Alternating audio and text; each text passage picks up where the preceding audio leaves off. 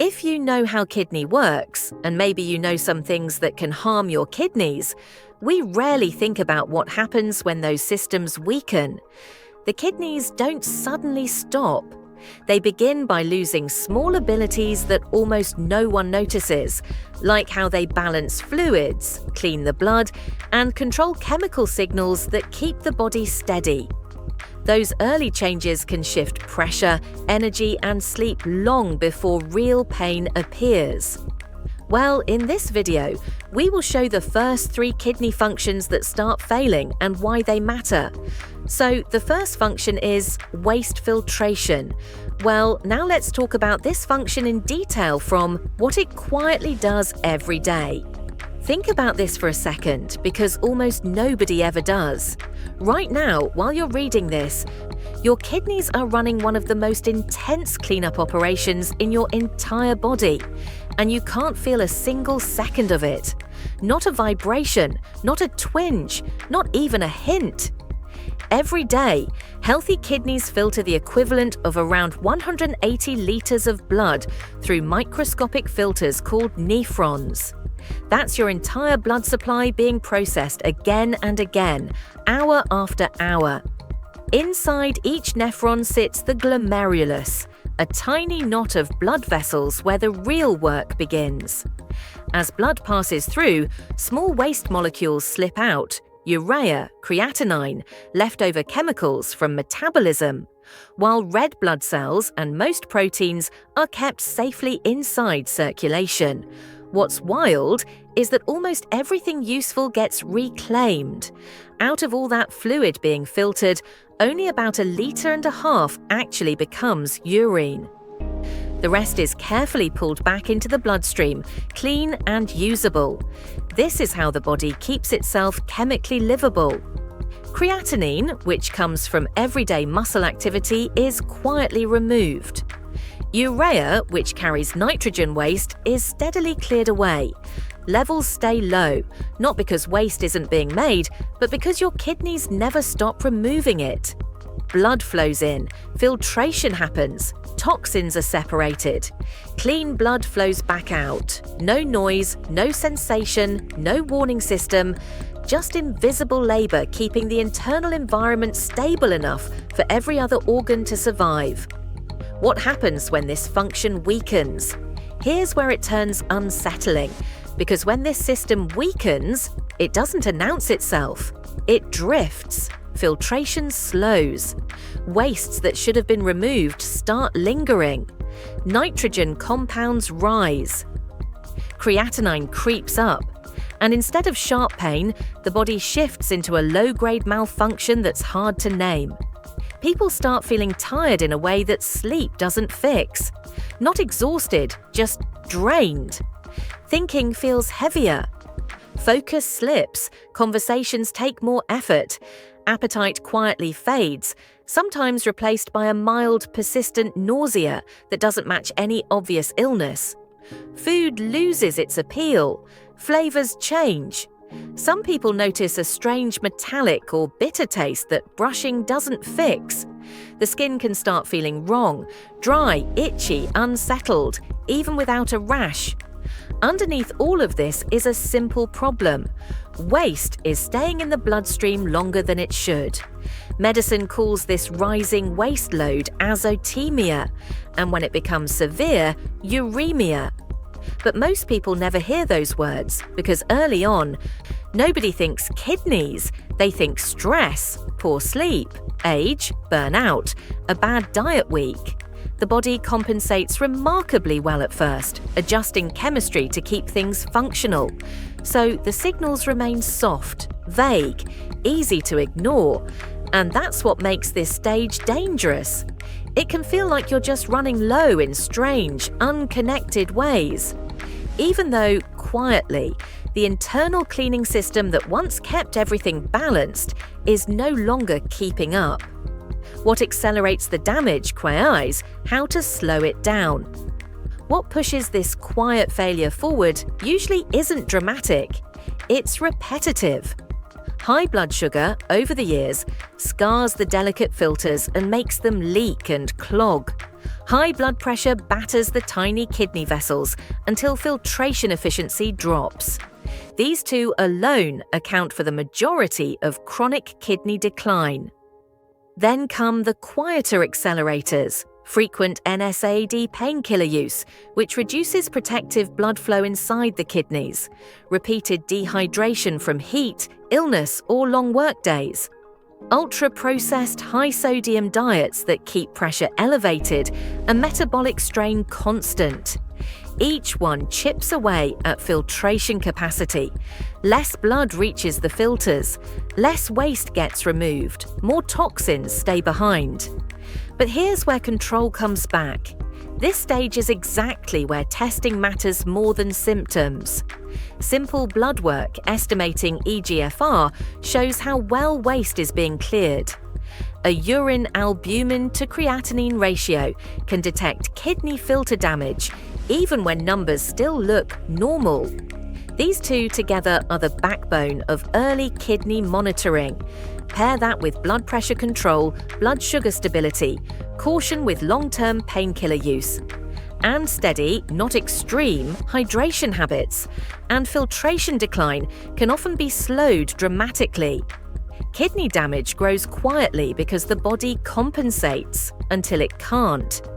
And the uncomfortable truth is that long before pain ever appears, the data is already whispering what the nerves cannot.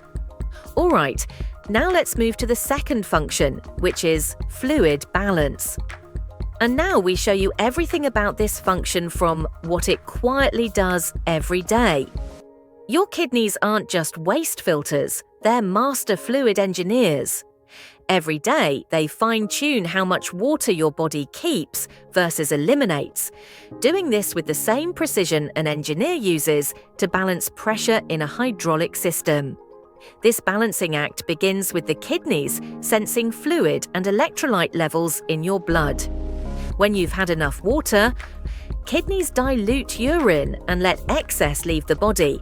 When you're low on fluid, they reabsorb water back into circulation so you don't run dry. They also manage sodium movement, which is basically the lever that controls water retention. Sodium draws water, and water follows the sodium.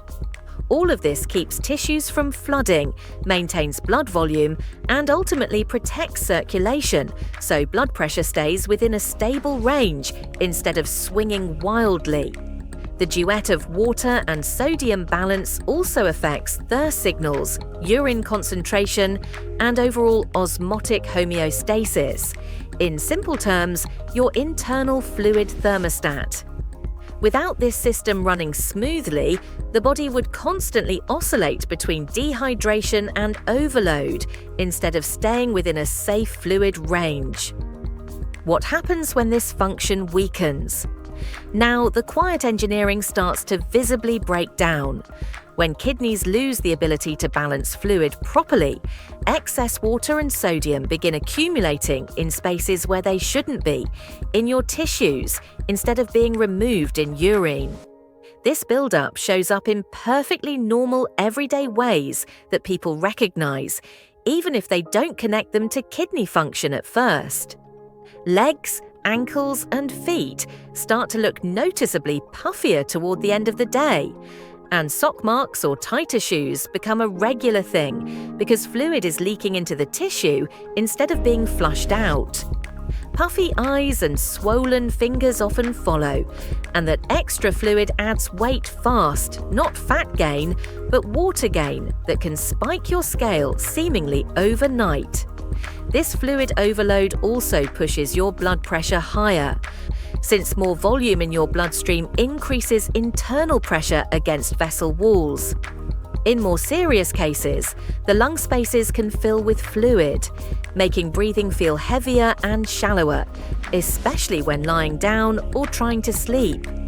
What accelerates the damage? How to slow it down?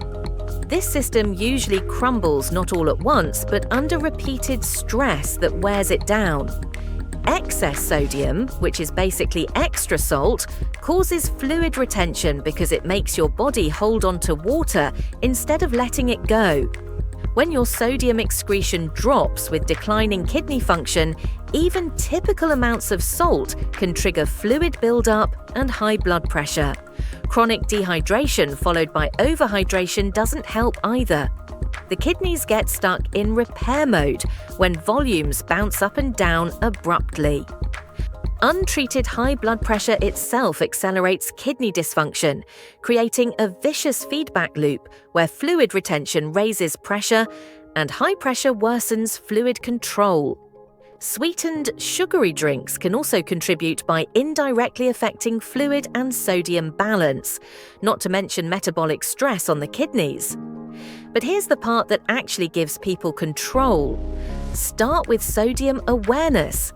Knowing how much salt you really consume and actively reducing it can ease fluid retention and lower blood pressure. Steady hydration habits help the kidneys regulate, avoiding dramatic fluid swings that disrupt balance. Pressure monitoring isn't just about heart health, it's a checkpoint that tells you how well your kidneys are handling fluid load. Recognizing swelling early rather than brushing it off as water weight gives you a chance to adjust diet, hydration, and lifestyle before the body spirals further. Basically, when you slow the damage, the kidneys regain a bit of their warning system, and what was once an invisible decline becomes something you can actually feel and act on. Well, now let's talk about the next function, that is, blood pressure and electrolyte control. Now, learn all about this function in detail, so first you have to know what it quietly does every day. Most people think blood pressure belongs to the heart. In reality, the kidneys quietly run the entire control room. Every minute of every day, they're sampling the bloodstream, reading volume, sodium levels, potassium levels, and vessel tension, then adjusting chemistry to keep circulation inside a survivable range. When pressure drops too low, the kidneys release a powerful enzyme called renin. Renin kicks off a hormonal chain reaction that tightens blood vessels, tells the body to retain sodium, and pulls more water back into circulation. When pressure rises too high, the kidneys shift the other way, pushing sodium and water out, relaxing the system, lowering volume. This is not passive filtration, this is real-time regulation. At the same time, the kidneys act as the body's chief electrical engineers. Every nerve impulse, every muscle contraction, every heartbeat depends on charged minerals, especially potassium and sodium, staying inside extremely narrow limits. Too much or too little, and electrical signaling falters. So while blood moves through the kidneys, they constantly decide what stays and what leaves. Extra potassium from food is removed. Excess sodium is excreted. When levels dip, reabsorption increases. This balancing act keeps heart cells firing in sequence instead of chaos. It keeps muscles contracting smoothly instead of twitching or failing. It keeps the brain's signals crisp instead of erratic. None of this feels like anything. No sensation tells you your potassium just rose. No nerve alerts you that renin adjusted vessel tone. Yet every stable heartbeat depends on these silent decisions: blood pressure stability, vascular tension, electrical neutrality. All of it is being tuned by two organs smaller than a pair of fists. This is why nephrologists often describe the kidneys not as filters, but as regulators. They don't just clean, they command, they coordinate. They prevent extremes. And as long as they function well, the heart is free to act like a pump instead of a crisis manager. What happens when this function weakens? When this control system weakens, the consequences stop being subtle. Blood pressure no longer responds properly. Instead of rising and falling with need, it climbs and stays there. Stubborn, resistant. Difficult to control even with medication. The vessels remain constricted. Volume signals misfire. Hormonal feedback loops distort. High blood pressure becomes not just a risk factor, but a symptom of a system that's lost its command. At the same time, electrolyte balance begins drifting out of its safe range. Potassium, in particular, becomes dangerous when the kidneys can no longer remove it efficiently. And potassium isn't just another mineral. It sets the electrical charge of every heart cell. When levels rise, heart signals slow, distort, and sometimes stall. Muscles may feel weak or strangely heavy. Limbs may tingle. Reflexes dull. People describe odd chest sensations they can't quite place, fluttering, pauses, pressure without pain. Dizziness appears. Standing feels unstable. Concentration wavers. This is where kidney decline stops looking like organ damage and starts looking like unpredictable electrical behavior. Heart rhythms can shift without warning, beats can skip, patterns can break. In serious situations, this instability can escalate into sudden cardiac emergencies because the heart is no longer receiving reliable chemical instructions. The bloodstream itself becomes an unreliable conductor. And here's the unsettling part. Potassium buildup doesn't announce itself loudly. There is no unique pain signal, no universal sensation.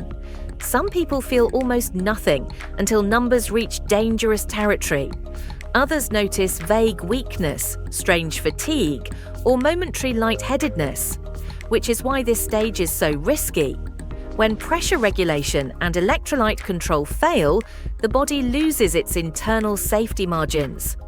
Tiny shifts carry larger consequences. Small imbalances echo through the nervous system, the muscles, and the heart. This is not discomfort, this is instability. What accelerates the damage, how to slow it down. This failure is usually built over years, not weeks. Long-standing, untreated high blood pressure is the most common driver. It injures kidney vessels, disrupts hormonal signaling, and eventually forces the kidneys into a constant emergency mode they were never designed to maintain.